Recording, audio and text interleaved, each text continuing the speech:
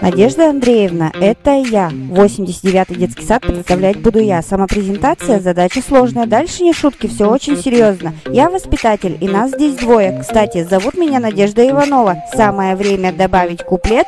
Мой педстаж – 8 лет. Я обожаю свою работу. Своих детей воспитала по ВГОСу. Знаю теорию, использую практику. Любое дело у меня в порядке. Мне доверяют детей родители и поощряют руководители. Я оправдаю их предположения, ведь я наизусть знаю все положения. Работа моя, часть моей жизни, детей поражаю своей харизмой.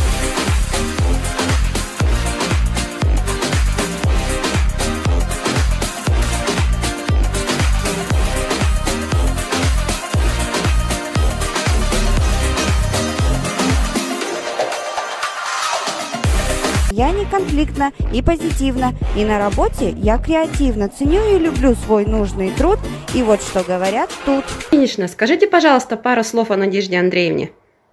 Надежда Андреевна – это наш ценный педагог.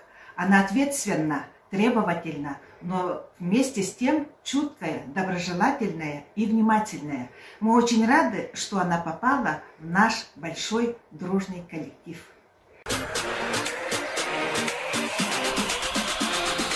Я посещаю форумы разные, реализую проекты классные, не прекращаю свои старания, двигаюсь дальше, и вот мой секрет. Любовь, забота, дала я завет. Вообще-то на месте я не стою, очень работу свою я люблю. Сын и муж, поддержка моя, сказали напутственные мне слова. Ты наша лучшая, мы любим тебя, желаем тебе только победы. Самые новые разработки я внедряю в свою работу. Каждому ребенку подход я ищу, двигаюсь дальше, на месте не стою. И в завершении радостный миг меня поддержит мой коллектив. Мария Сергеевна, скажите, пожалуйста, пару слов о Надежде Андреевне. Наша Надежда Андреевна молодой, творческий, креативный, а самое главное, смелый педагог. Она незаменимый герой на всех утренниках, озорная баба-яга, румяная зима и еще шахматная королева.